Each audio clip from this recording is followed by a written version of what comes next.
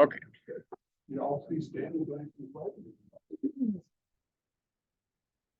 Pledge allegiance to the flag of the United States of America and to the republic for which it stands, one nation, under God, indivisible, with liberty and justice for all.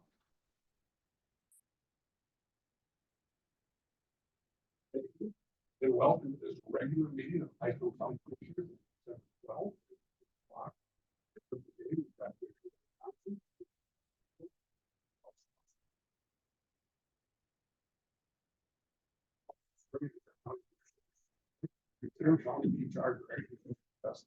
also, we've got two of our department heads joining us today. We got Kyle Career and Highway Engineer and Zoning Commissioner. You all received a copy of the agenda. There is already one change to it because of timing. We had to switch times for Nick and Kyle. So we're going to have Kyle at 9:03 and Nick then at 10 o'clock. Are there any other changes or adjustments to the agenda? Mr. Chair, I have a change to the consent agenda. I have item 3 commissioners warrants. I have add-ons dated 12/11 of 23 for $2,994.94 from 12/11/23, 29.94 and 94 cents. That's all I have, Mr. Chairman.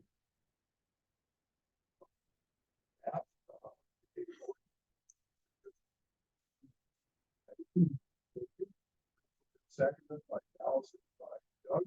Further question or comments? Hearing none. Aye. Forward, you also got auditor warrants with those warrants that was $2,000 for action on. Thank you, Luke. Thank you, Chris. It's been moved seconded to approve the auditor warrants. Any further questions or discussion? Hearing none, all in favor, aye. Aye. Anyone opposed? That is approved as well. At this time, here, come forward. Carol Stores. Yes. Now, this is the one we're sorry. Correct. We've extended it already.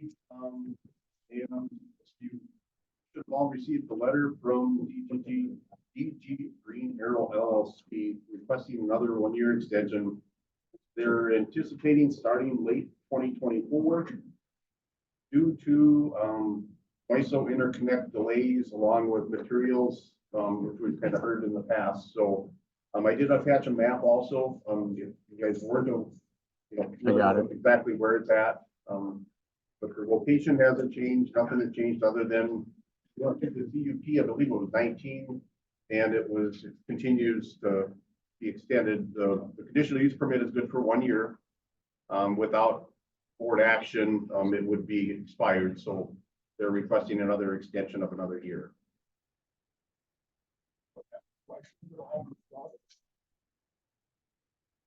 I think this should be formal action, so I can take a vote to approve the extension.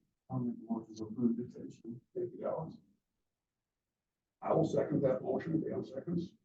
Second, any further discussion or question? Is there do we charge them a fee for the renewal? We do not. No, there's really no expense of the county, so it's just board action acknowledging that the conditional use permit is just being extended out another year.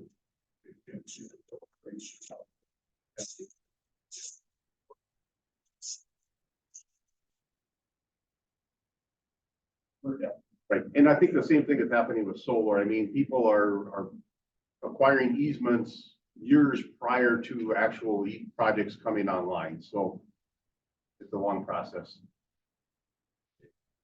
Second, further discussion. Hearing none, all in favor, aye. That's all I have unless there's questions. They'd like you off. It's going well. Yep. Yeah, we're planning to get the sign up this week. We just saw a picture of it. Yes. Yep. So Trevor signed it yesterday. Calling Gopher State, and they're marking utilities, so that'll be up hopefully later Thursday. Good. Thank you, Kyle. Okay, thanks. Thank you. Okay. The next thing we've actually got on the docket is a 9:30 public hearing, and that has to start at 9:30 promptly. So, in light of that, I guess we move on to personnel. Okay, you've got anything first? We can do road and bridge. Oh, okay. Nick's here. I thought we were moving to 10 o'clock. No. No, we'll just be done early. Okay, good luck. Nick?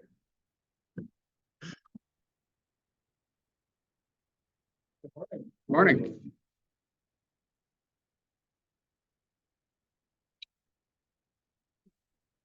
First up for me today will be some project updates. First update I have would be for our 2022 overlays. We have received and signed final paperwork back, and I'll go over that in a little bit more detail. It's here. The next update would be on the last page.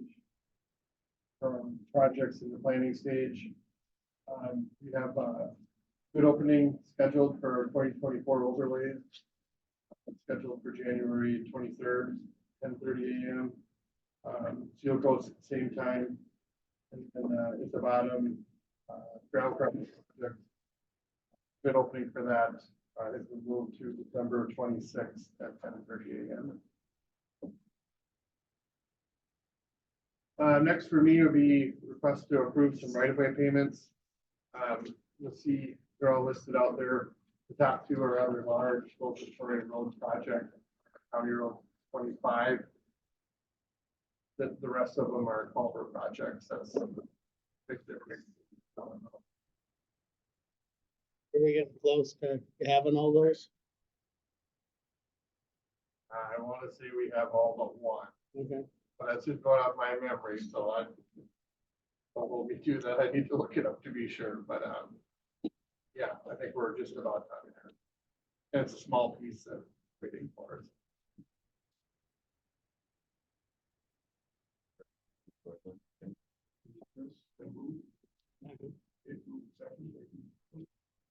Question, discussion. Hearing none, all in favor, aye. Aye. Any opposed? Right, next for me would be request to approve final payment for our 2022 overlay project at 23-22. So, that payment will be made to Central Specialties from Alexandria for $182,886.73. The project numbers listed there. The original contract amount was $3,469,787.40. Work certified to date was $3,621,686.36. Then I listed out the differences at the bottom there. Shouldering was rather small. Bituminous overran by about 89,000. Then there was some density and ride incentives. That bituminous overrun, that included some patching and some extra thickness.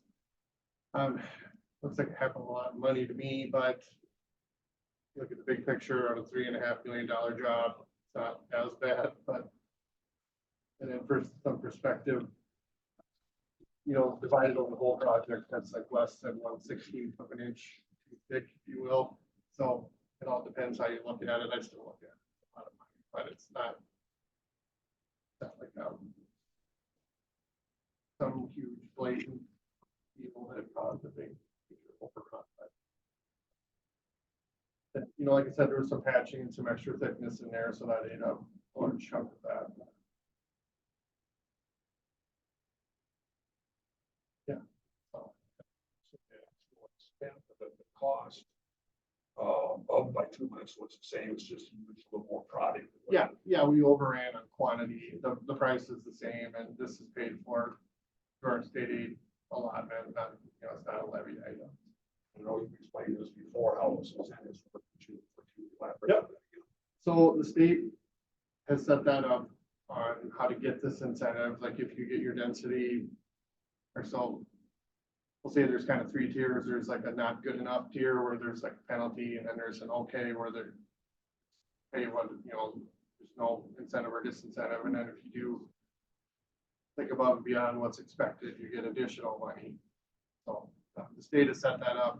This isn't something that we came up with, so I couldn't explain exactly how that calculation works, but Yes, what it does is it incentivizes them to do quality stuff. yes, you know, high quality. As acceptable. So with density incentive and ride incentive, it's saying that they did everything better than what was required. That's the reason for little core samples and that. Yes, Yes, that are very painful to look at. You think brand new road, why would we want to cut holes in it? But that's what it is. I hate seeing it every time, but it's necessary because if they weren't doing their job, you'd have no one to pay it. So.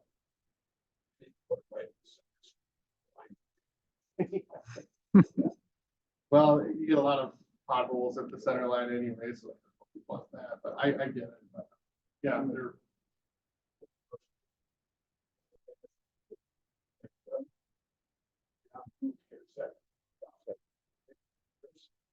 Second, questions, yes. Does the state do that testing or?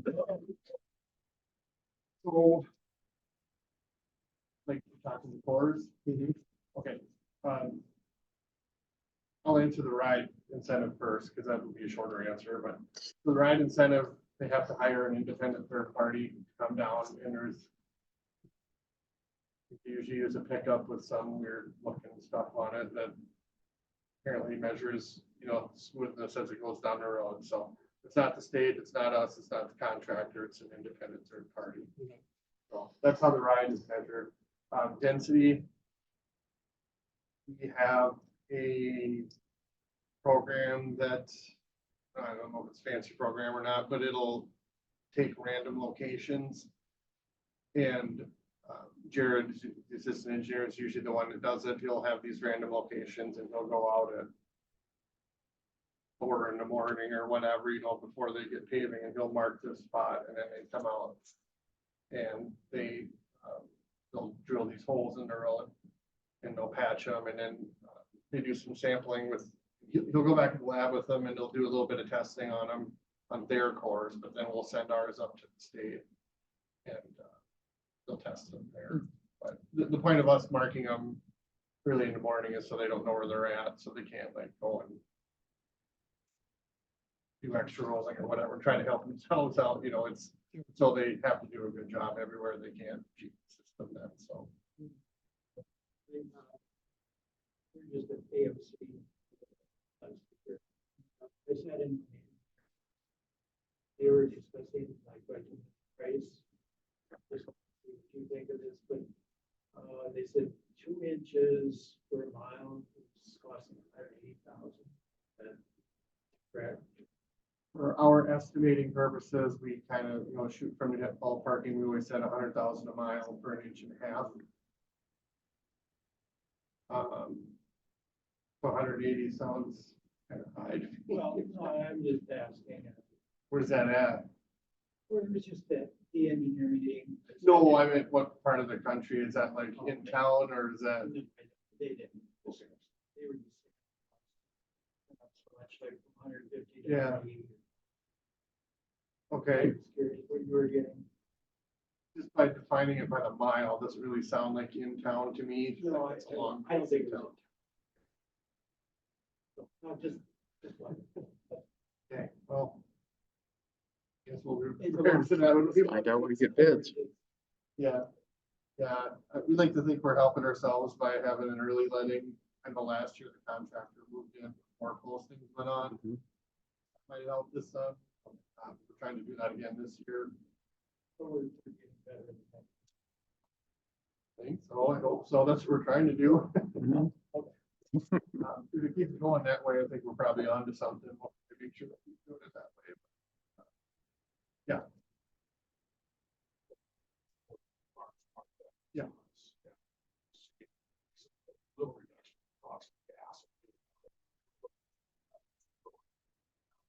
Yeah, well, I think the stuff that they use for us is literally like the bottom of the barrel. But I heard one time they somehow take that and turn it into whatever they need, so. Yeah, I haven't looked into that much. I mean, it works, so.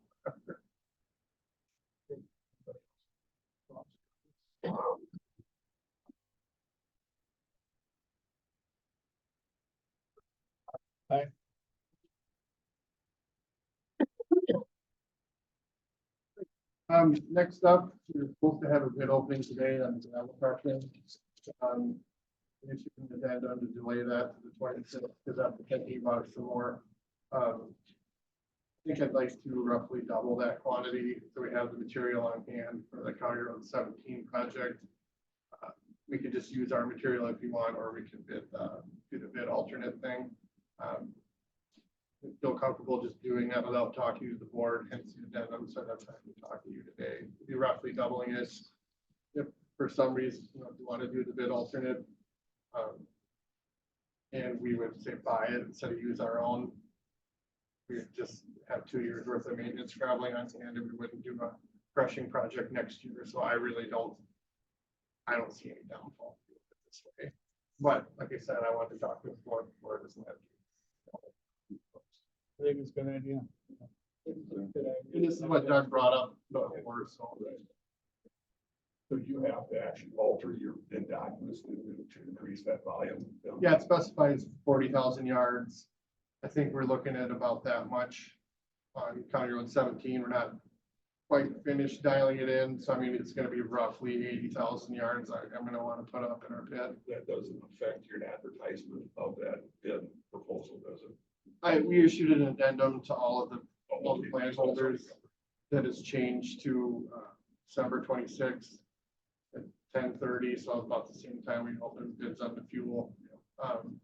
And then I'll just issue another one now saying that I'll change whatever pages we have to from 40,000 yards to 80,000 yards. It's gonna be around 80,000. I want to dial in our quantities on 17 yet, so maybe it's 85,000 or something, but it'll be approximately double what we have scheduled now. Maybe I'll get a better price if it's.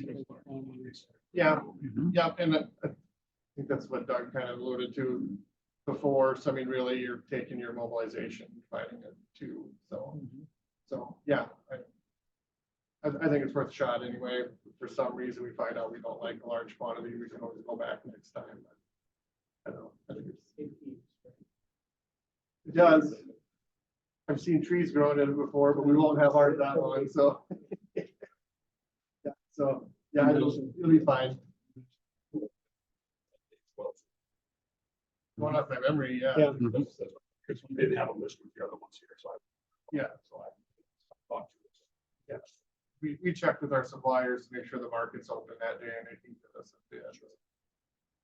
I was a little bit worried about that because I didn't know if like the week or extra day or something. Steve, do we need to take action on changing that? Nope. I don't.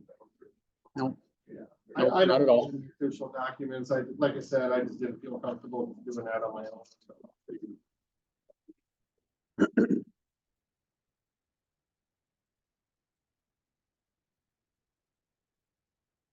Right, maintenance updates and miscellaneous, got all of our snow equipment on, so we're ready for that. Hopefully we don't need it, but at some point we will. Mowing's all complete. We recently finished getting our snow fence put up. It's a little later than we usually do it, but we had a landowner request that we're not driving his field until it started to firm up, which is totally. No, it's right outside of town here. Yeah.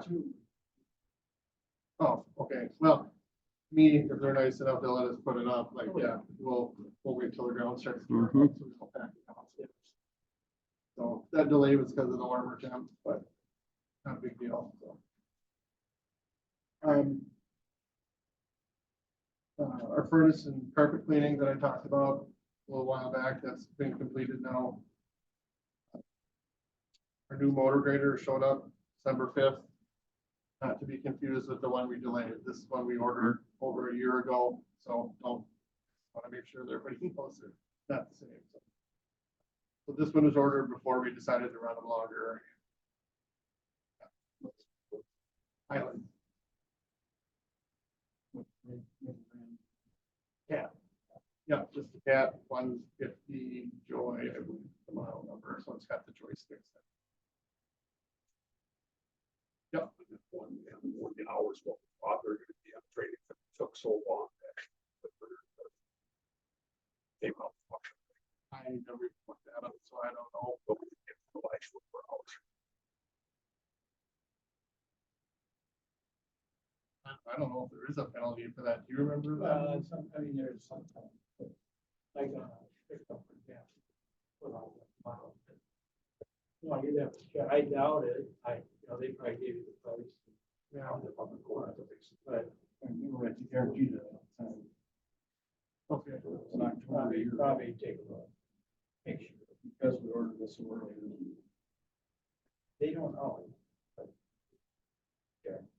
Make sure they didn't do a deduct on us because of the numbers. Yeah, okay, don't think I've seen the bill yet. So. And we have the quote, but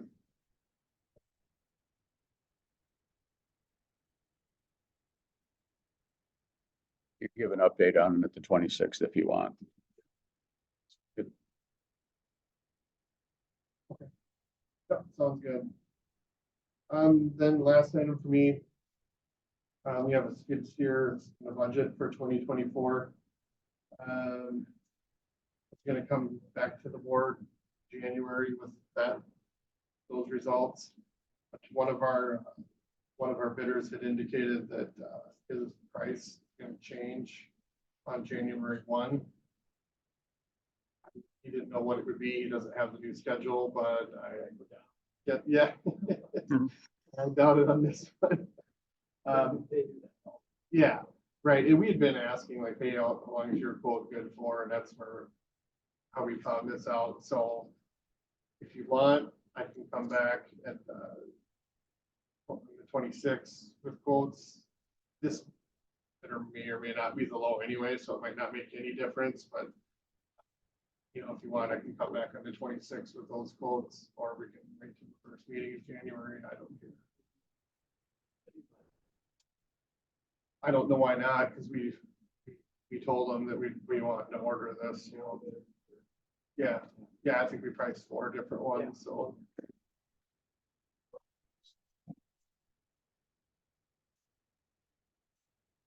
Yep.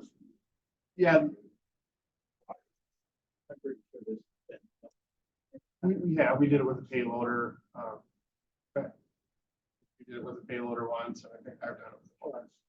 Yeah, it's just, I would just want to bring that up to the board. I guess we're committing to a purchase before the budget's approved, but it's a regular piece.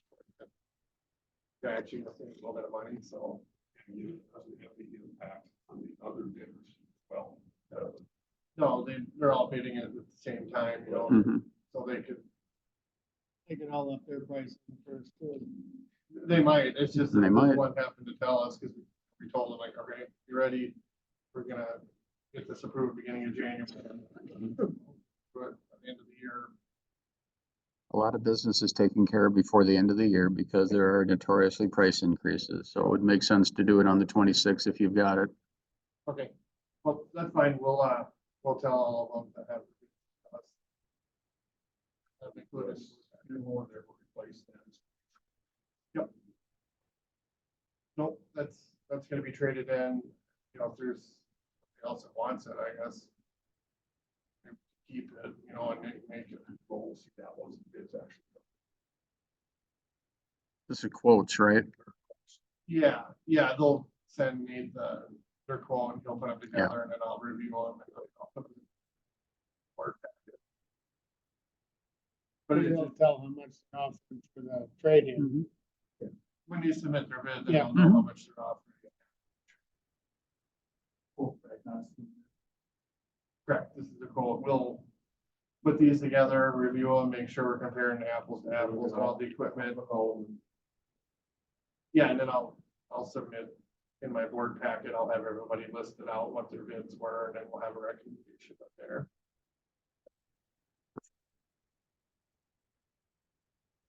Okay, that's what we'll do then.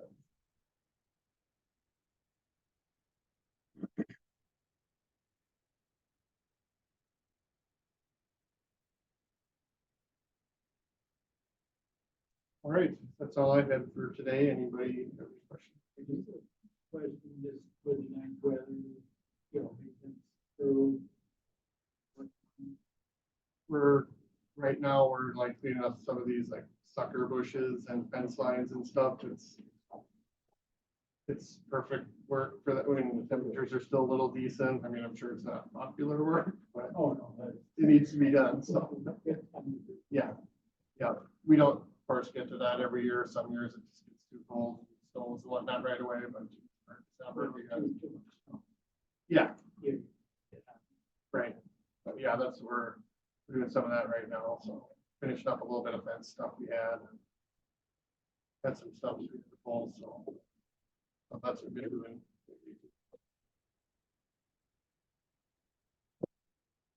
All right.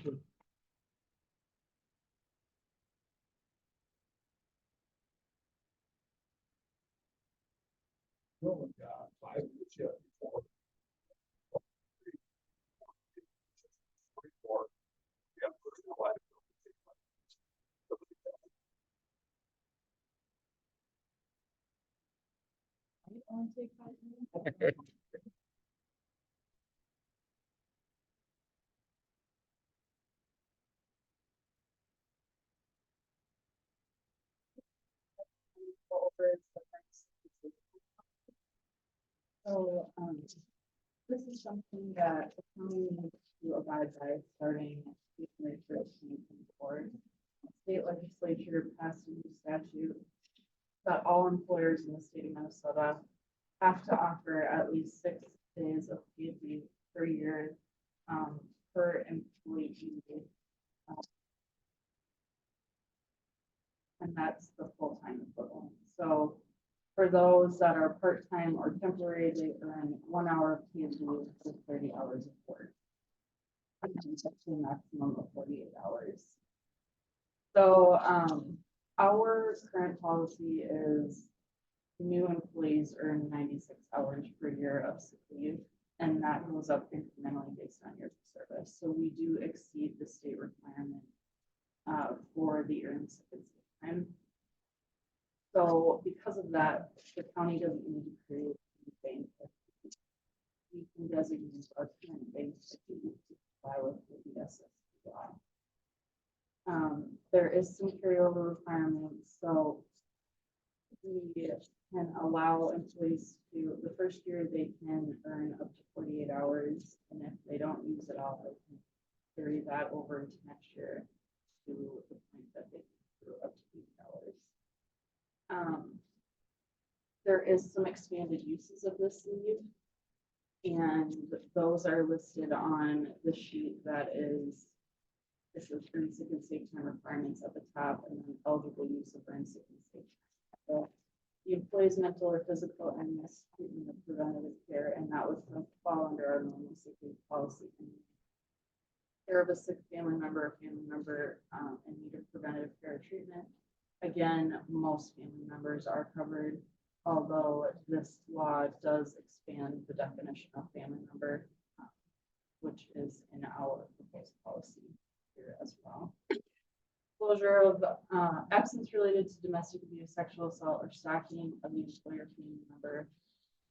Closure of the employee's workplace due to weather or public emergency, or a family member school or care facility due to weather or public emergency. And the inability to telework due to that employer's policy or while seeking medical diagnosis or testing for communicable disease related to public emergency at the employer's request for exposure. So really covering those pandemic related absences as well.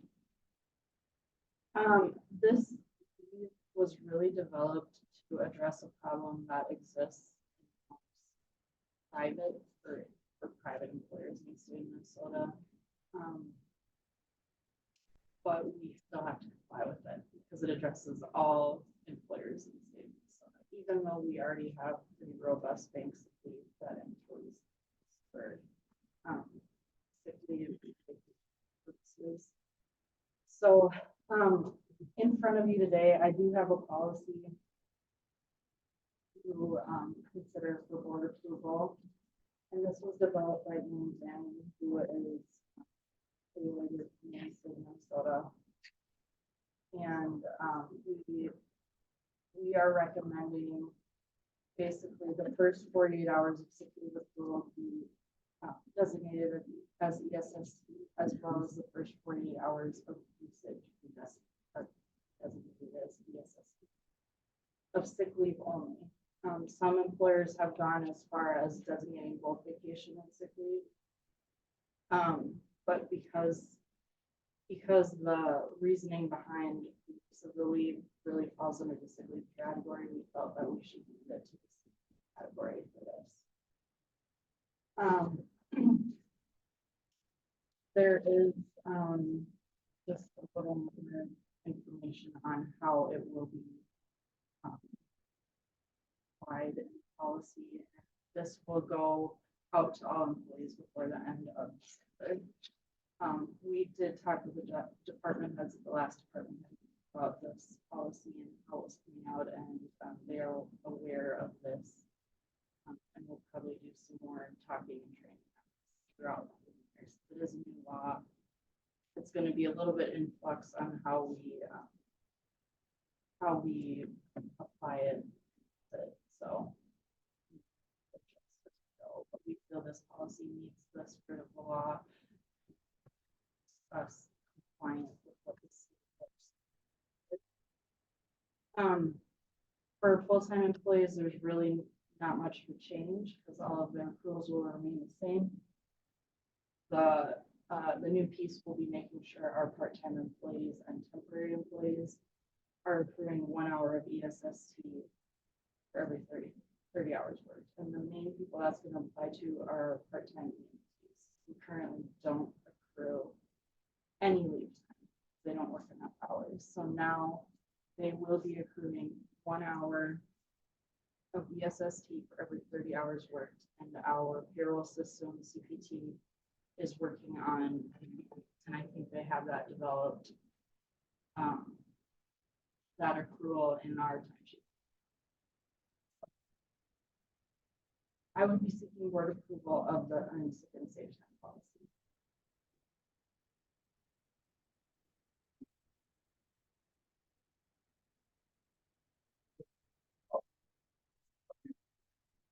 State law, so I think we're all very.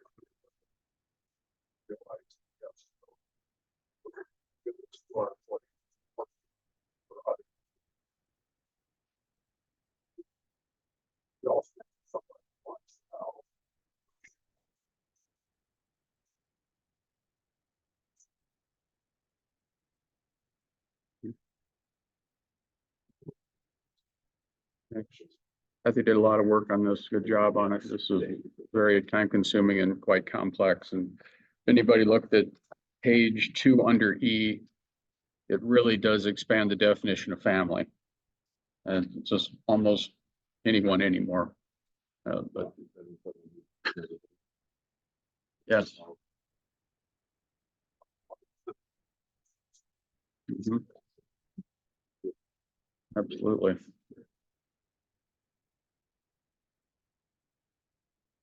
Second question. All in favor, aye.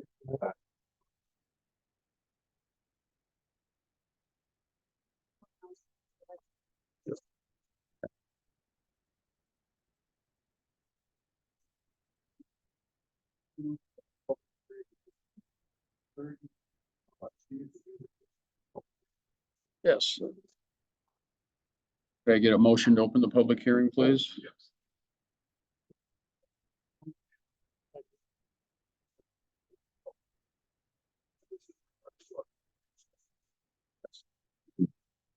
Mr. Chairman, what I have before you on your packets is you have the 2023 approved. You also have the 2024 draft on there. Have several minor changes in this.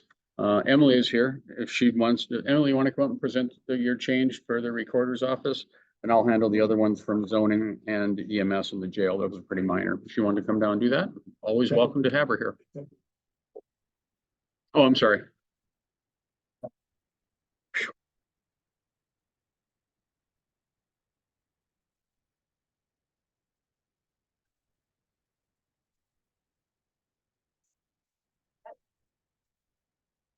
Working, get it statute, so it's uniform across the state. One legislative change we've had this year in our world was regarding the ordained individuals and their certificates of filing. Effective August 1st, basically any individual who's obtained age 21 or older can become ordained. They don't have to file through an online church. They don't have, basically, if you've got a valid ID and you're 21 or older, you can file your ordination paperwork and marry anybody in the state. With that being said, we've had a lot of issues that come back with the return certificates, causing a delay in the marriage certificates for the couple, extra fees for postage, envelopes, everything else that comes along with it. We've also done surveys across the state because it's not in statute. Every county's across the state is different. We're the only district in the state that doesn't charge a fee currently. Some are going as high as $50. There's a couple that are actually higher than that. A majority is set at $20 to file ordination paperwork. Some research that I've done in our office for 2022, really going back to June of 22 through November of 23. There's not a lot of ordinations that do get filed. A majority of pastors, ministers in the area, they already have their ordination paperwork filed, and there's no expiration date on those typically. The only time we're seeing them come in is if they're new to the area, or if their church denomination is changing, updating that.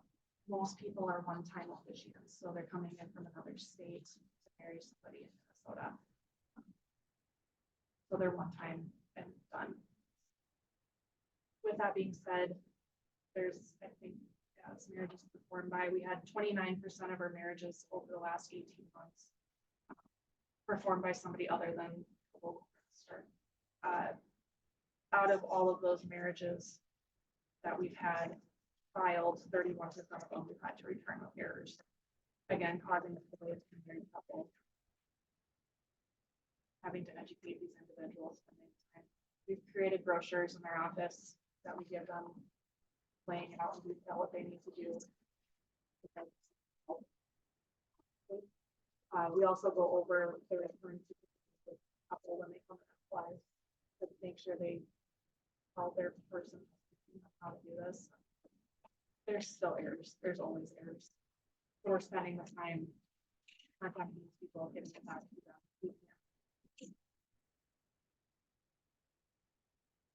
What I'm requesting is that we add a $20 filing fee for marriage officiants effective 2024. Again, it's working as a vitals advisory committee to get this in the statute, get the new marriage officiant legislative changes cleaned up. We're going into that pretty heavy in 2024, but again, we're at the mercy of the state.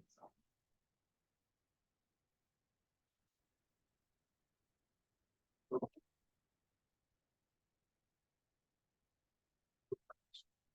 Church congregation, because marriages are recognized by the state of Minnesota, correct?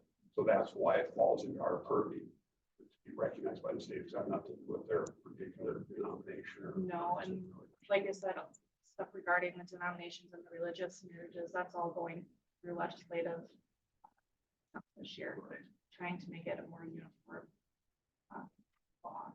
How this is done. And those that are affiliated with a specific religious denomination, they also still are registered with the state, so the state recognizes what they do. So it's the $20 registration fee that you proposed. Will that cover our costs? That would be, as of right now, since it's not in any form of law, it would be kept by the county. So that would be no different than our notary commission fee that we have. So it would match that one.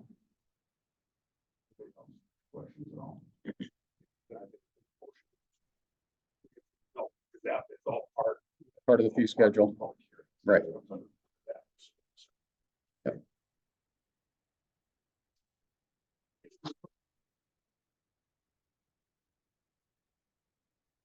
Thanks, Emily. So Steve, moving forward with the public hearing part. Yeah, Mr. Chairman, I spoke with Director Creer on zoning environmental. This is on page 1. He's requesting to bring the fees for rezoning and essential services to the same level as conditional use permits and plats, just to keep them all uniform on that. So he's requesting a $500 to $800 change on both rezoning and essential services. And beyond that, Keith and Tyler up at the Sheriff's Department requested that on page 2, Pipestone County Jail, that out-of-county inmate boarding be increased to bring us into alignment with the same rate as all the other counties in the district.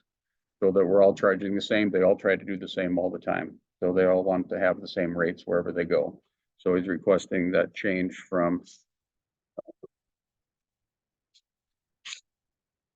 $60 a day to $75. So. And then on page 6, weren't too many this year. Changes to the EMS education fee schedule. The request to increase the fees across the board for these have to do with the costs of the training and payment to the EMTs and medics that provide the training, so that the ambulance department is keeping in line with keeping their costs covered for the education that they provide. So they're requesting the increases of, you see from BLS provider, they wish to go from $57.50 to $72.50. Heart Saver from $57.50 to $86. 86 for adult Heart Saver, pediatric Heart Saver, the same from 61 to 86.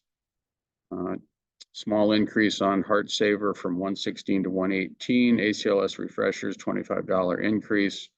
And online skills test out. People do their training online and then come in and are required to do a skills test out with an instructor. So those are instructor costs where they have to obviously have people that are being reimbursed for their time on those. So card costs, you see, did not increase from the American Heart Association. So there's some minor online costs that did go up a little bit from American Heart on that. As you see on the first line there, little bits on that. And then our student fees, the county would be recouping on the Heart Code BLS $25, $53.50 on skills for Heart Saver, $56.50 for Heart Saver First Aid, adding more to it. And then Heart Saver Pediatric, which is CPR, AED, and then First Aid as well, $53.50, $53.50. And then down to the bottom one, skills for an ACLS refresher.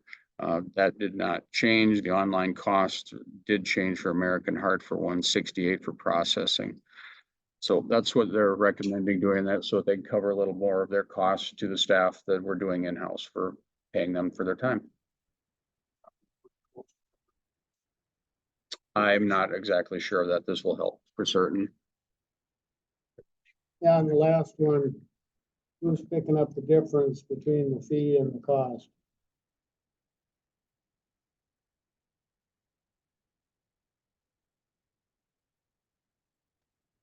$168. Yeah, if the county fee is 99 and the online cost is more than 90. The student picks that up. They have to do that on their own. Okay. They do that with that. So they have increased the cost on that.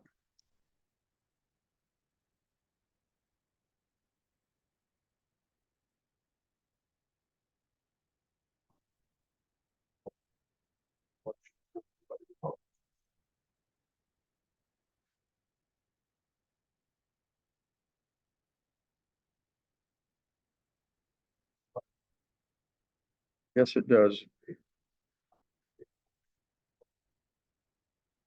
Oh,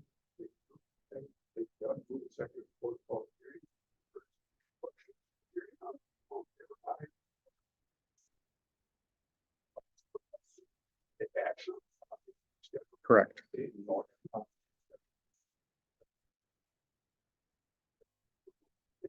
Chris? Dallas been moved and seconded to adopt the county fee schedule as provided to us. Any further questions or discussion? Hearing none, all in favor, aye. Aye. Opposed? It passes.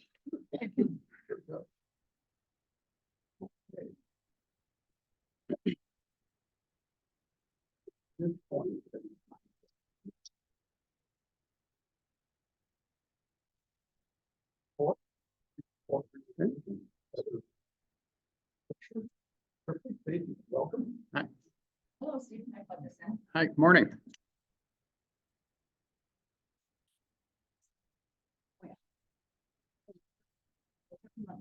Thank you. Let me use your guys' group for treatment court today. It works pretty well. All right, well, I'm Heather Kruger. I'm the lead treatment court coordinator for the 5th Judicial District, and I specifically run the treatment court programs here in Pipestone, Murray, and in Rock Nobles. Both of those programs are overseen by Judge Batter. Drug court. So there's an overall umbrella of treatment courts. And under treatment courts, there are several types of different treatment courts. We have our adult DWI drug hybrid drug courts. We have family dependency treatment courts. There's mental health courts. There's juvenile drug courts, and then veterans drug courts.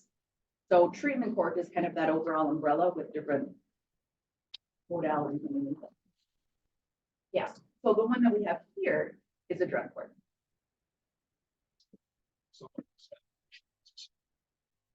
Absolutely. You may see emails come through from me from time to time, inviting you to a graduation here. Yeah. So I just want to let you know a little bit about what treatment is, our treatment court is, why we have it, what we're doing here, what treatment court kind of looks like for participants when they're in the program. We are a sentencing alternative for people who have substance use issues and high involvement with the legal system. Most of our participants come in on either new charges related to their drug or alcohol use or probation violations because they're having a hard time staying clean and sober when they're out in the community. We work very closely with law enforcement, probation, treatment providers, to make sure that everybody's kind of working on the same page and pushing that agenda of recovery for participants. We're an intensive program. Most participants are in the program for about 2 years. So we have oversight for a long time to help them meet their goals to maintain sobriety. Okay. Why do we do this? In 2021, an estimated 107,000 Americans died from drug overdose. Overdose mortality became the leading cause of injury death in Minnesota. That was the first time it advanced beyond falls. So overdoses have risen exponentially. As you can see, it increased 38% in the 2 years between 2019 and 2021. And that was driven by fentanyl, which we're seeing a lot here in Pipestone, and methamphetamine stimulants. In the past, they really looked at those opioids. This is the first time they really put in the stimulants methamphetamine issue. That continues to be the primary drug of choice that we see for participants in Greater Minnesota. We're also a DWI hybrid program, so we do have people with felony DWIs. Almost 109,000 alcohol-related deaths. Individuals 16 and older in 2021. Again, 30% of all traffic-related deaths in 2020 was because of alcohol impairment. So significant increase. We're seeing a lot of issues with alcohol and drug impairment causing people to make poor choices and really tear their lives apart. Our mission is to enhance public safety by holding offenders accountable. So that's that law enforcement probation side. We're also assisting them to achieve long-term recovery and become productive members of society. So that's where we would work closely with treatment providers, mental health providers. Everybody who is in our program has to have the valid driver's license and earn their GED before they're allowed to graduate the program, so that they have all of this base to have a successful life moving forward. Yeah.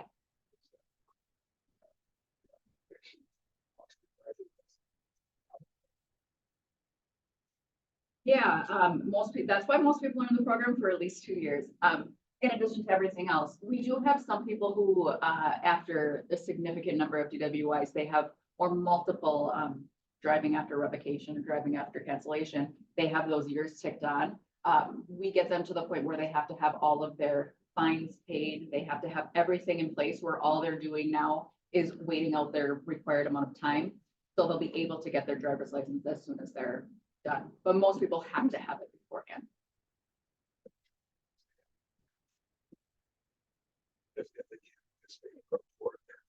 Most participants, if they can't, yes, it's essentially you commit to prison or you try drug court.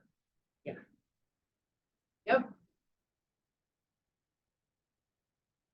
And we know that, I think I'll get to that, that prison does not work for people. We have that research, we have those numbers, we know that prison doesn't help people who have addiction issues.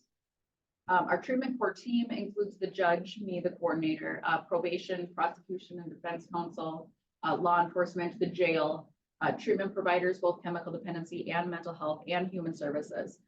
Here in our Pipestone court, we don't have a lot of attendance by prosecution. They're, both part-time and have other hearings, so they don't participate a whole lot, but Destiny does make referrals to the program. Research shows that teams are significantly, have significantly better outcomes when the team members, the core team members, come weekly and they participate regularly. So participants see them every time we have treatment court hearings and see that they're there to support them. Program structure. In the 5th district, we have a 5-phase program. People, as they move on through the phases, their restrictions decrease. It gives them an opportunity to really break down what they need to do to be successful step by step. In their first phase, they drug test 2 to 3 times a week. They have to meet with their probation agent weekly. They have a 9 o'clock curfew. They have to, they're not allowed to do pass requests, which means they can't have anybody stay at their house. They can't stay at anybody else's house. They can't go out past curfew. It's really an opportunity for them to get to know the program and us to get to know them. As they move on through the phases, like I said, the restrictions decrease. Curfews go up from 9 o'clock, 10 o'clock, 11 o'clock, midnight, no curfew in phase 5. Calling a drug test line every day to see if they have to test, and testing at least twice a week until phase 5. They come to court twice a month in phases 1, 2, and 3, once a month in phase 4, and once every other month in phase 5. So phase 5 is 6 months, but we only see them 3 times. It really gives them an opportunity to take everything they learned in drug court, try it out on their own before we cut them loose.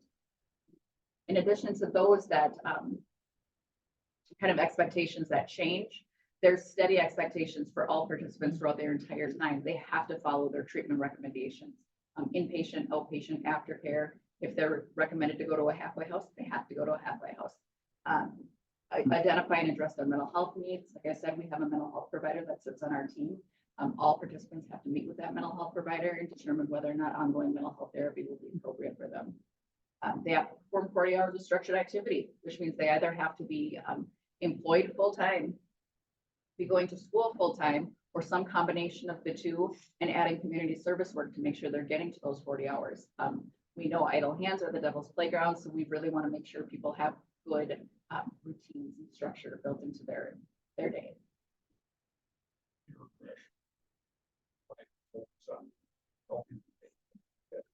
Absolutely. And that's probably one of the hardest parts for people who are in the program, is cutting all of their ties to everybody they knew, including sometimes family, and rebuilding those pro-social relationships, activities, all of that kind of support. When people are in the program, they have to go to sober support meetings at least twice a week. AA, NA, CR, Smart Recovery, those types of sanctioned support meetings, to be able to develop those sober pro-social connections with people. Also, services. Yeah. Of course, they've got a circle program as well. Yes. too. Does this work hand in glove with the circle program? Yeah, some people are definitely referred to the Circle program. We haven't had anybody in it for a little while, but we do refer people to Circle when they can meet that need. That will get better. Absolutely. Yep, we do. Local impact. Here in Pipestone Murray, the program started in 2014. We have accepted 59 people into that program and graduated 29. So kind of right along that 50% success rate, which is a little higher than national standards or national averages. Currently, we have 8 people in the program, and I'm going to be doing orientation with a new participant right after this. So We did have a lull of participants during COVID, statewide. Just with, people not being picked up as often, not able to get through the system as quickly.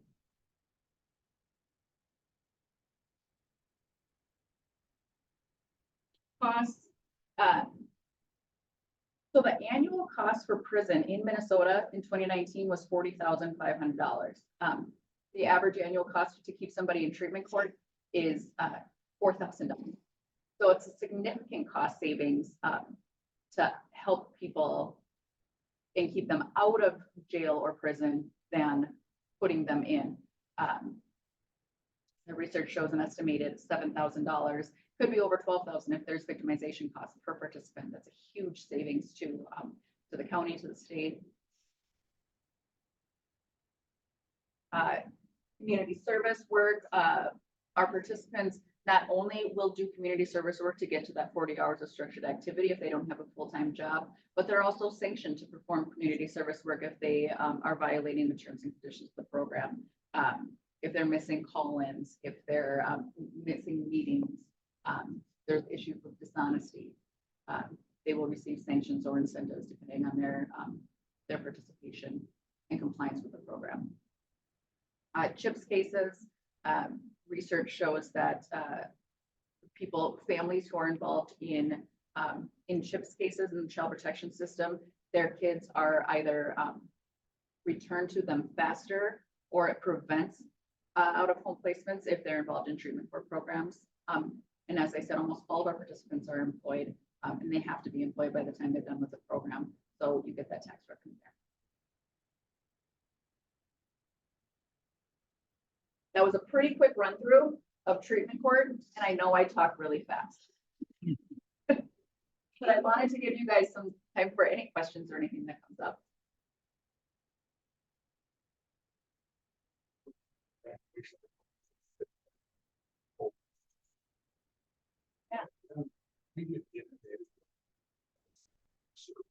Absolutely. Please bring it to our attention. I'm excited by all this. Absolutely. Yeah, and if at any time you want to come in to just observe a treatment court review hearing outside of a graduation, we are always here the first and third Wednesday of the month at 10 o'clock.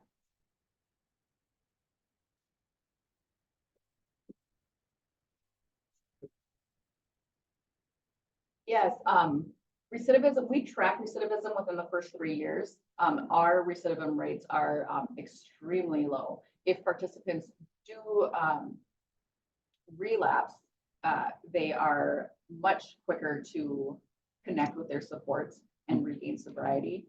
We have very few that pick up new charges after they graduate the program. Great. What happens to those that don't complete the 50%?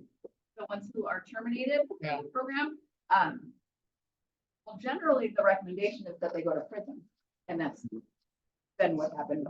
I track people who are terminated, what the recommendation is from probation and what the judge ultimately sentences. And with the exception of 2 cases, all of the judges have followed the probation recommendation. Yeah, New Life Treatment Center involved in any of your?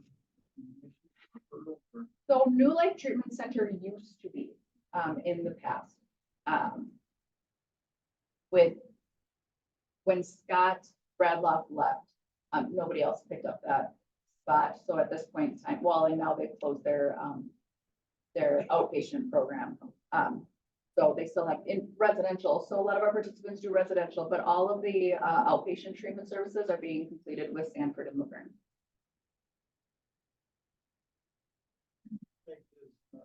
One violation or what constitutes them getting kicked off. Terminated. We work with people for a very long time. Generally, it is after a significant period of multiple infractions. Dishonesty is almost always tied to that. Where if a participant is continually relapsing, and excuses and, oh, I grabbed my friend's bait for you know, I was sitting in a room with other people who were using that kind of stuff that we know not how people use, you know, so most often it's a long history of dishonesty while in the program.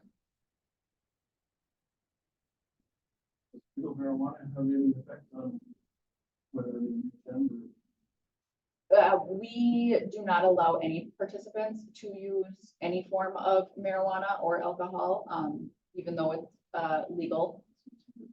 100%, you cannot use it while you're in the program. Right. Yep, we follow the same for both, that it's a mood altering substance, and the struggle with the prescribed marijuana or recreational marijuana is you can't differentiate by doing a drug test. Are they using prescription level marijuana, or are they using street recreational marijuana? There's no way to kind of strain that out. So just across the board, no. Not in the program. Nope, then we would not allow them in the program.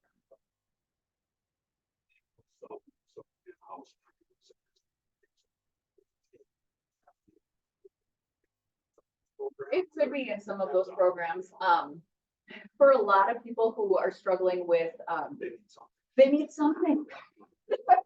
Coffee. We'll add that smoking at the same time. No, everybody has their vices. Through that.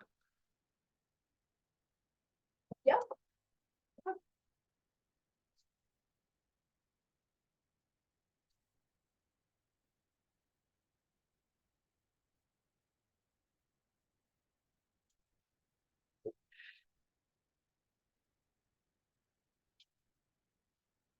That's gonna mess a lot up. I mean, yeah, we'll see. Yes, put up on this program.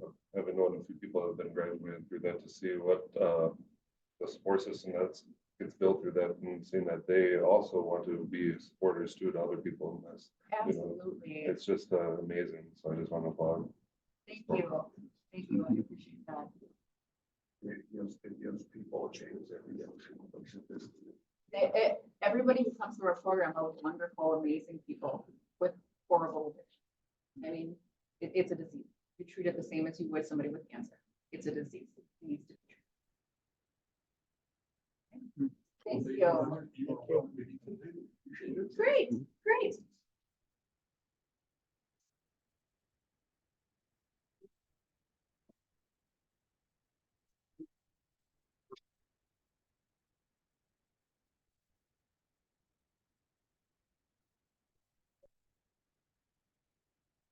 Yeah. Kathy, you want to go ahead and get done? You want me to break out? We can do that. Okay, so I did pass out a handout, with wanting to some updates on him, that I was gonna go through with you guys. We did hire a new full-time dispatcher, Taylor Dylan Buys, and he started yesterday.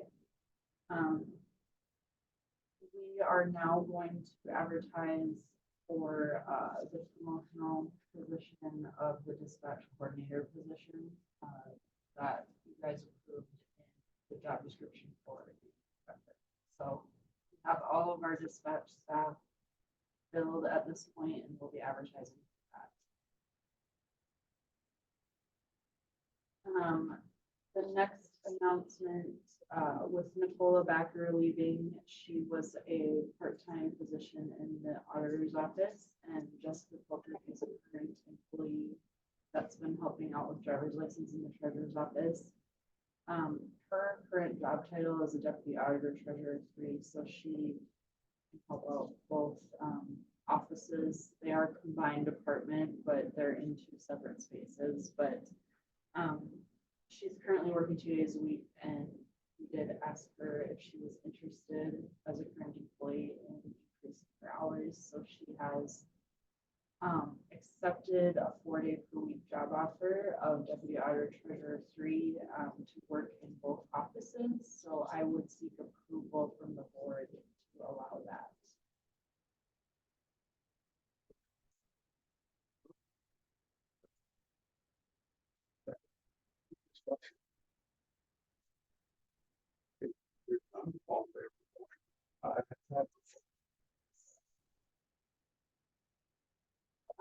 Then we do have two offers out for new maintenance workers. I do need board approval of, one of the offers, so that would be to Justin Raber. Approving step E, 23.35 an hour. He has the class A CDL, he worked with MinDOT for a little over a year. For driving. So. We'll be going in as a highway. Highway maintenance worker. Maintenance worker. Yes, yep, and he will be starting, assuming, I have the majority of his background completed, that's why I feel comfortable releasing his name, but he'll be starting on Monday at 8.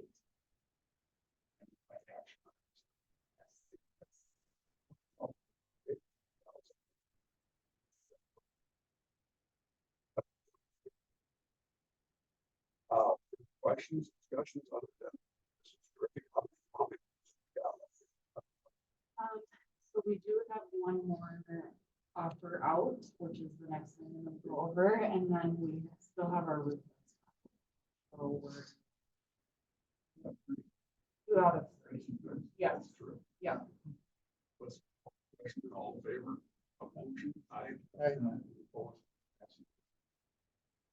Okay, we have another highway maintenance worker, that we'd like to hire at step B, and department heads do have authority, step A or B to hire. He doesn't have a CDL, but has several years of mechanical experience. He has tentatively accepted the position, pending the background check. So he will be reporting to the editor.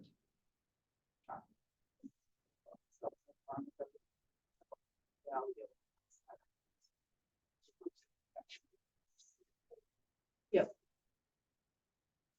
Question on this, they have to, in a case like this, if the individual's got experiences over, you still have to go to a formal class before you. Yeah, with the new regulations, they have, it's a 4-day Zoom training class that they have to attend, and that's before they take their written test for their CDL. And then they have to do several hours, and it's somewhat dependent on the behind the wheel instructor and how many hours they have to take, but it can be upwards of hours behind the wheel before they're allowed to test. I mean, most of our people have been able to test a lower amount of hours than that. But then they can do their behind the wheel test.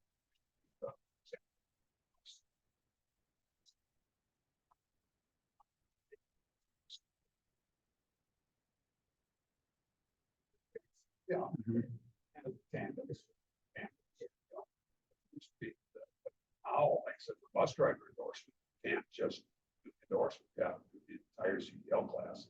That's what they're telling us at UCal. Yeah, I think there's maybe a little bit cut out, but I've heard that you have to take probably 75% anything, so it's.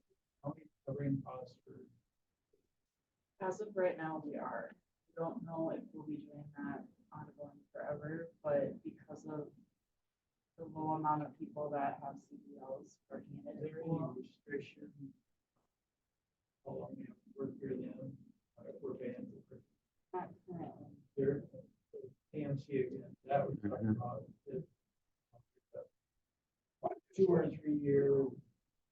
And then if they don't stay that long, they got to be part of it or something back. Probably a good idea. I definitely think that's something. I've heard that it's a little difficult to enforce though. Keep the check. The fair labor laws, there's a can't do about that. But No. fair labor laws, you can't just hold on a paycheck that he's getting.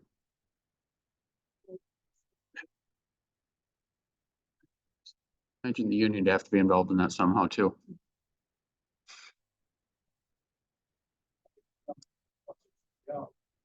Work 6 months.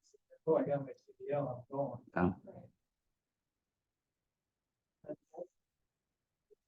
I did have a question on the 6.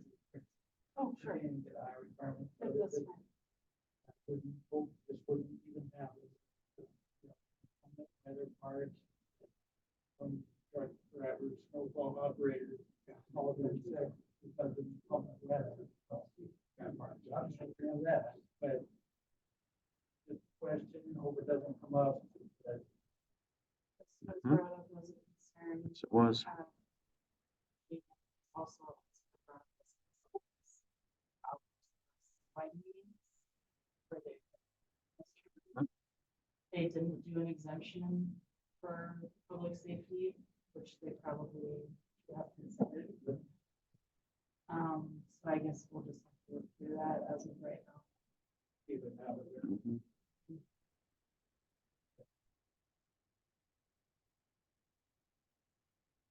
Not a perfect rule, law, not at all. Yeah. Mhm.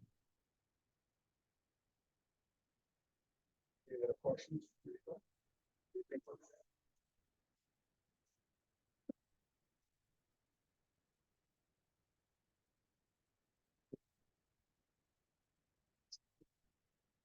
I do not, Mr. Chairman.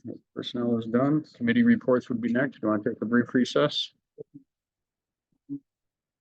That's a motion. Okay. 10:30. One thing left on our agenda.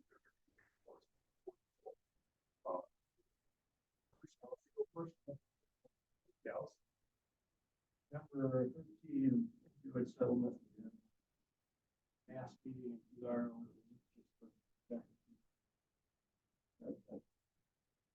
Some people there to question how we went about deciding who's got the money. It was a good discussion. 14th was a regular meeting, 15th, one pre-executive meeting. We decided not to put your extra money into the magic fund. Because it wasn't really effective. They're gonna go to talk to the bank that was giving them 10%. And they said, oh yeah, we have a program, it's called the ladder CD. And when they come due, monthly interest, or if you need it out. Well, it happened before, 4.5 or something, instead of 0.1%.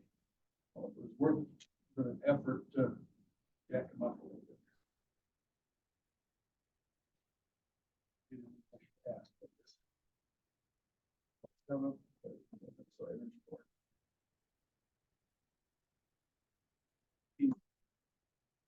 And about that. Lithium batteries are gonna raise everybody's insurance rates. Happens. Okay, regular meeting at 29th hospital.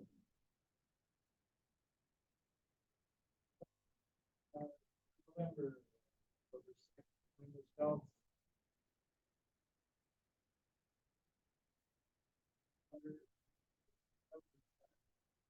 nice.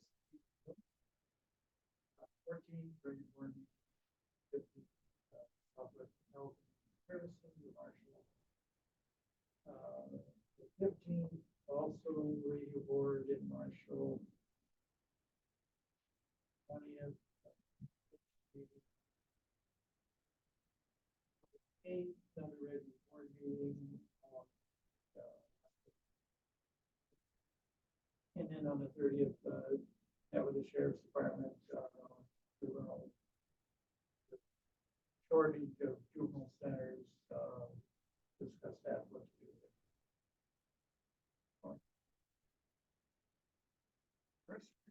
Yep, on the 6th, I had Sharon Mann's first family partnership up in Bolivia. Numbers are still good. We've had the same first year since I've been on that board, so there's some gaps in other areas, next one's all represented there. 14th, I had the Explore Southwest. Just another pretty much info meeting, but that was addressed by their chair that Pipestone needs an appointment. Because people we have appointed aren't showing up.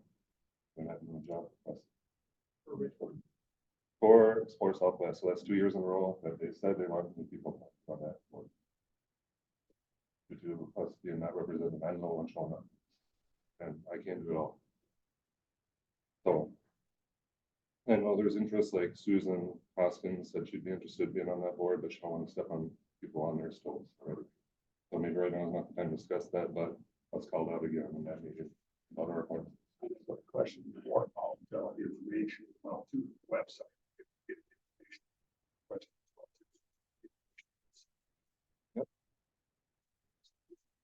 about Well, we do committee appointments, first meeting in January. Yes, so. Might be time to do some updates.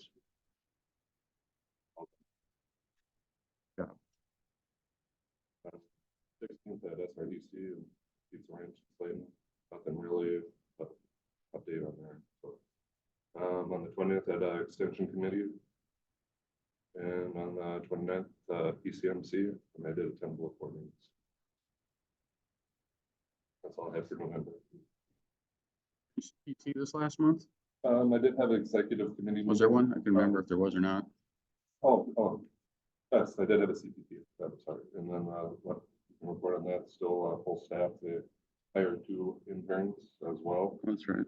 They're getting them right out of the U of M Morris there, and they've had a good success rate of, interns bringing into full time. Excellent. But other than that, nothing major, right? For the good or for the worse, so. Which is good. It's not a bad thing. I forget to write that down since I have my own extension.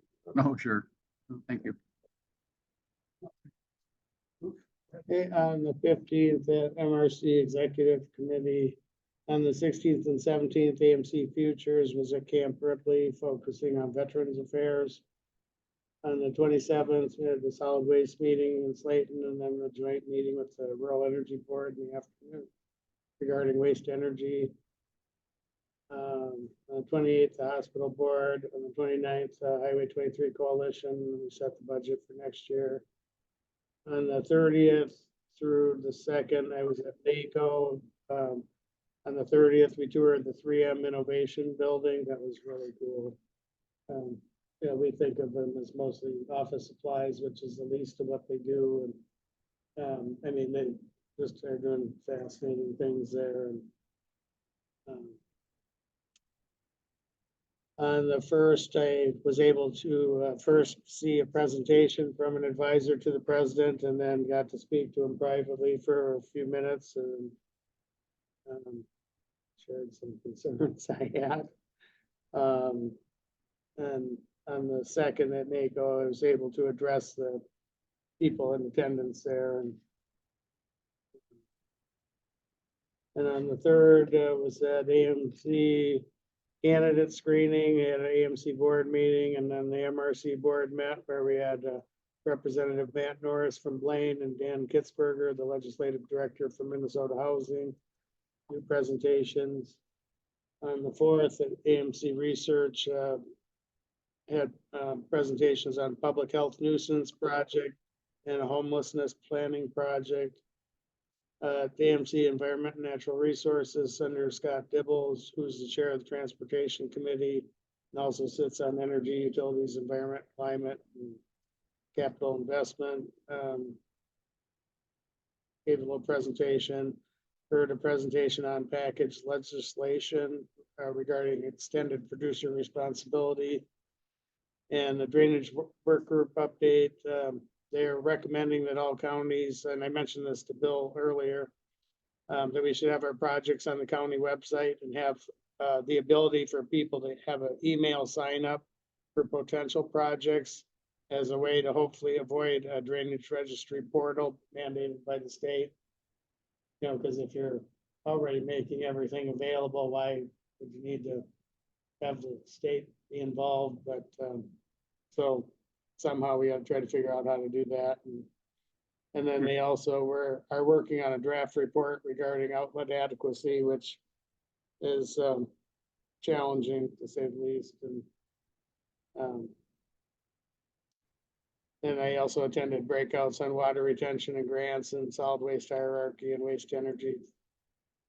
On Tuesday at AMC, had that cybersecurity presentation and attended breakouts on ag drainage and storage and the impact of the Tyler Hennepin on the foreclosure process, which was very interesting. But yeah, basically they recommended don't sell anything until they get things figured out. I've informed the auditor treasurer not to do any Well, sales. yeah.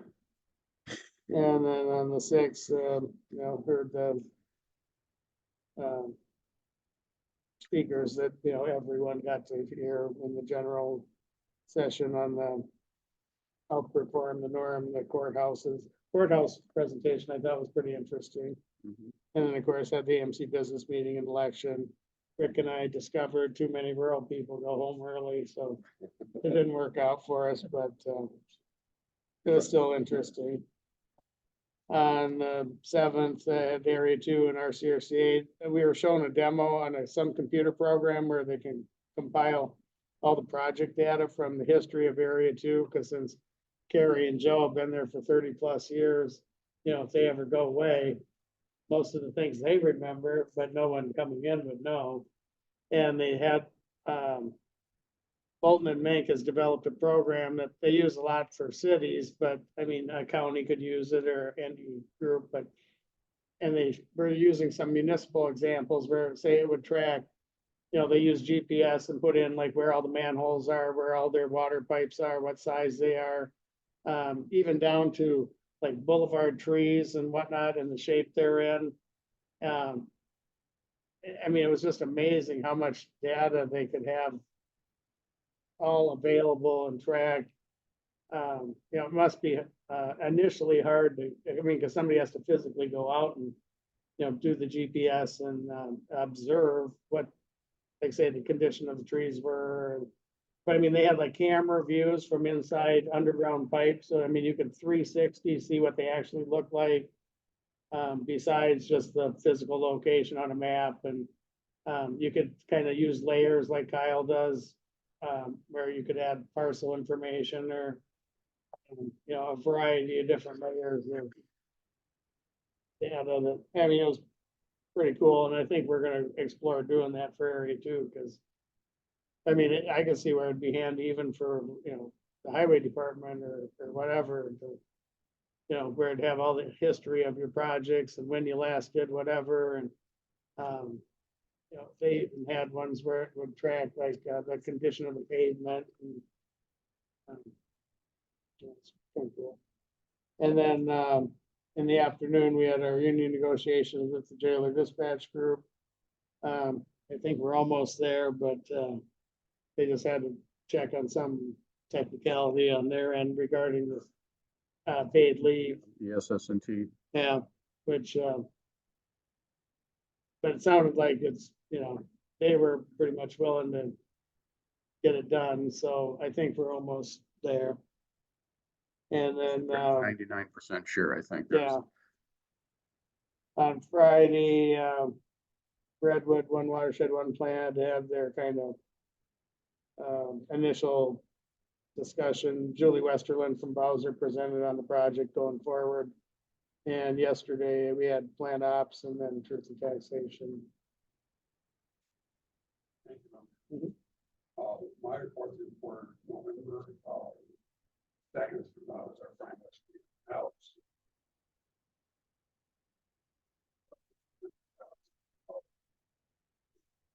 Lawsuit. District courts in favor of now it's going to be a Supreme Court deadline.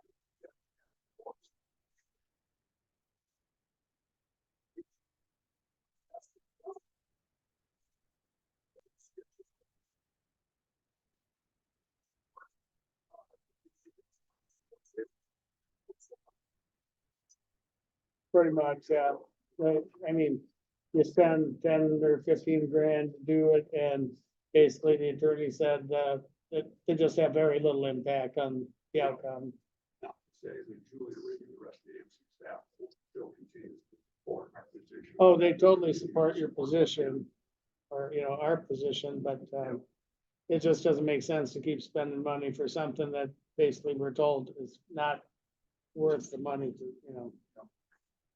I think January is when the hearing is set for. I believe that they have a date set for the Supreme Court. Well, no, the Supreme Court hasn't agreed to hear it yet. They haven't? From what I understood from what Jim's letter. I thought they were going to hear. Yeah, I thought they were gonna hear. I think they are gonna hear it. And I hope they put an end to it, because, yeah. Friday the third, then, met at O'Neill's office. And signed the rules.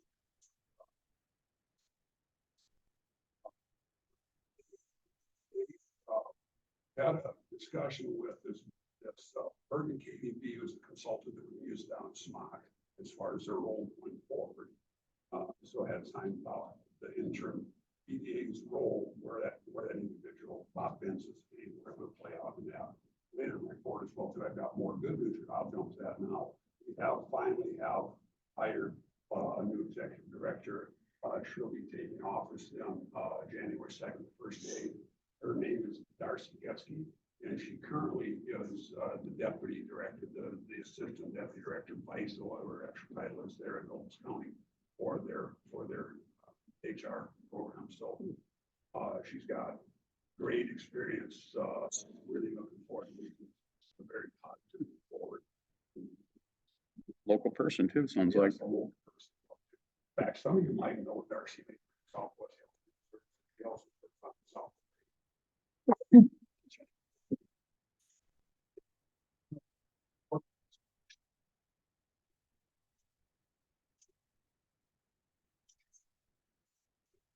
So we got the resolution. I know her, so for their such and such. She's doing this.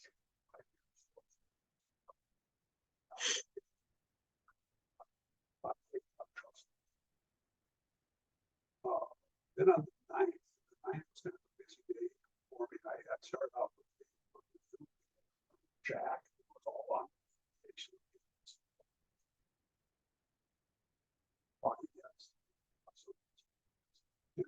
Spelled out last up. Then later in the day, then I had a case meeting that I attended. It's good progress. Good love new office.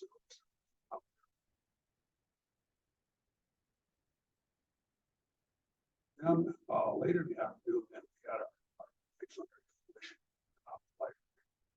Ashley Justice. Now Ashley actually has state position, Southwest Health Services, which is built in culture.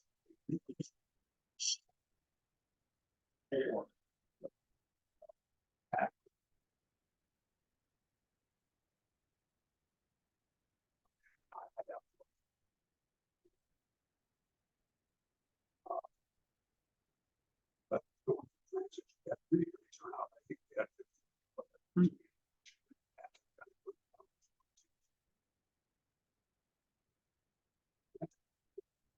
well, even today, all the issues going on.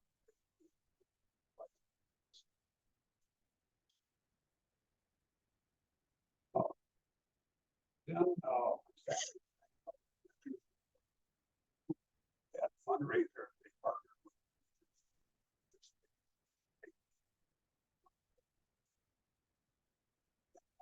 they have site on location out there. Out at more part from the old schoolhouse. It'll be just north of there. They have some classes out there. Keeps the rock. That is rock. Yeah, yeah. So actually what they're saying they're gonna have to do with that, there's only like 18 inches of some piece of soil, so we'll have to remove that soil. They'll have to go down and drill and pin when they put their foundations down. The foundation is gonna be quartzite, and then the actual stone will be up in quartzite. It costs somewhere in the area of $89,000. If they have to have, no, I take it back, 240. But they have to have a certain percentage, that's they have to have $80,000 in hand just to order drawings. And it sounds like we do have some sponsors.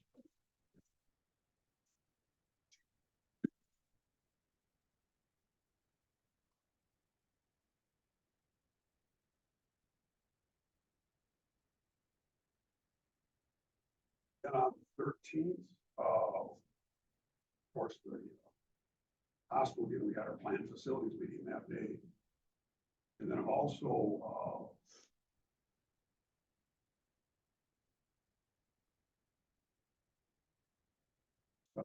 discussion of hospital.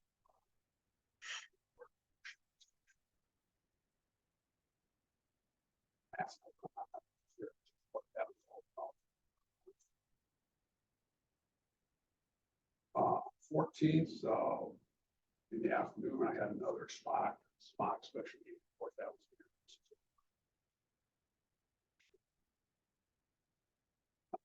15th, Southwest Health and Human Services. Before that, we had a finance and personnel meeting and talked about some of the things we talked about.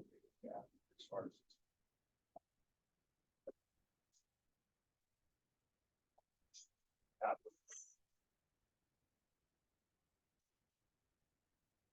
really balking at the you also obviously had TLC time before, and we're allowing also those hours. Yeah, that wasn't good enough for him because there's one individual on the negotiating team that said, well, what if you used all of your sick leave? Yeah, for inclement weather, because with inclement weather now they can use their sick leave. And this person said, well, what if you don't have a balance of sick leave to use? You'll have to take a day of unpaid leave, and she didn't think that was fair. Don't they have separate vacation? Separate vacation. You'd use that. She's used all her PTO. She's used all of her sick leave. I guess it's a non-paid day. Yeah, and she thinks that. In fact, they actually went so far as to go back into negotiation that they didn't settle this. They're coming back. In the hospital, we had our last OB work meeting.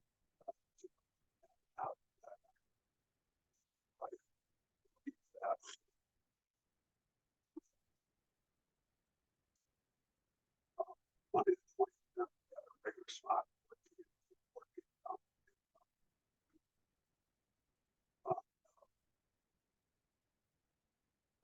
Tuesday the 21st, met with Brad Burris. We had an update that.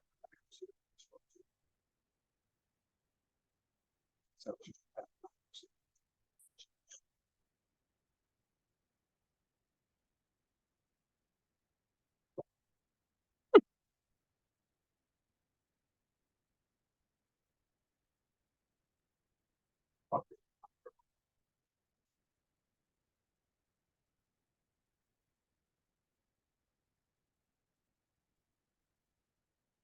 27th, yeah, Dallas, you mentioned the Minnesota Rural Electric Board meeting that also coincided with your solid waste meeting as well, too, in the morning. And the big news from that maybe can help with it somewhat as well, too. PUC made a presentation for us, and one of the things that shocked me is, we talked before about the incinerator up in the metro area. And right now, that incinerator produces energy both for steam, all the skyscrapers down there, and the electricity comes off of that. Well, the PUC has passed a new rule that as of next year, any of the electricity generated from that steam generator will not be able to be sold. They'll still allow them to use the steam for the time being for the high rises, the skyscrapers, but the electricity can't be sold. Their concern is that it's a matter of equity. I thought they were able to sell it, but it wasn't gonna count as renewable. They said flat out, you can't even sell it at the afternoon. They said you can't even sell electricity. Because it's the diversity issue. They're saying that because of the location of it, that there's more people of low income that live in that area. It's not fair to them to have to breathe the fumes off of this. I think that's a false narrative of it, is there aren't any fumes. Well, the PUC is telling, well, they're not telling you can't produce it, they're telling you can't sell the electricity. That's like saying, if you don't have market for it, you can't produce it. And not only just for that one in downtown metro area, but they're saying, because there's two or three other incinerators throughout the state. Oh, I think there's more than that. Yeah, and it's gonna affect them as well too. They're saying they can't sell their electricity longer either. It just doesn't make sense. No, I can't write it. They're burning material, but not using Yep. it as anything else. Yep. And they still contend, from a solid waste standpoint, don't they, that they'd rather bury it than incinerate it. But even though it's a lesser choice, Lesser I mean, choice. waste energy is a Mhm. more attractive alternative, but they won't acknowledge that. Yep. And it also dovetails in with the new rules as far as the land, you talked about landfill before, too, the demolition landfills. now line, Like sanitary. landfills. Increase the cost of that. Oh, dramatically. Yeah. And they're saying, well, maybe she have regional landfills. Well, of course, we know Lyon County was fill up Quickly. quickly. In essence, it is Mhm. now, but they're Yeah. talking the bigger region. And again, for burying, not to incinerate, which would be a more permanent solution for it. And a cleaner A cleaner solution, solution, and also help produce electricity that we need right? to charge all these EV vehicles with. It's frustrating. It really is. Then on the 30th, then, we met, here, with, Steve and Mike and, Keith and Doug. Whole issue of juvenile holds. Basically, Health and Human Services, you guys sit in that committee is why that was, you guys were here, by those two. Yeah, Family Services. And trying to figure out a solution for this, because everybody wants us to pay a contract fee to hold the bed for us, and the fees were just astronomical. I can't remember what Mike said, the dollar amount was, it was huge. He did have an option. though. Hundreds of thousands of dollars a year paid in advance, whether they use them or not. But we had an alternative, and Mike and Keith were in by the main, make sure it was all right to go across state lines, and he's actually got a resource in Minnehaha County that would give us a bed. Yep. For $440 Yep. a day, with no contract. No contract. Just pay for the days. And the concern is, well, they can't guarantee us a bed, but right now they've always got at least 10 extra beds. Plus they're in the process of building a new facility as well too, so it looks like that's gonna be a good solution. It's not a lot of kids per year, thank goodness here. I mean, yeah, 3 to 4 maybe. I mean, but paying over $100,000 a year to hold a bed, whether they use it or not, is just nuts. That was Clay County, Moorhead.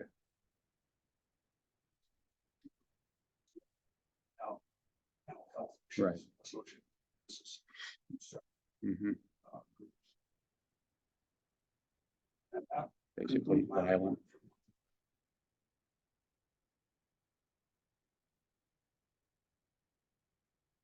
report. Very good. Move and second to adjourn. Doug for the second. 10:57. All right, let me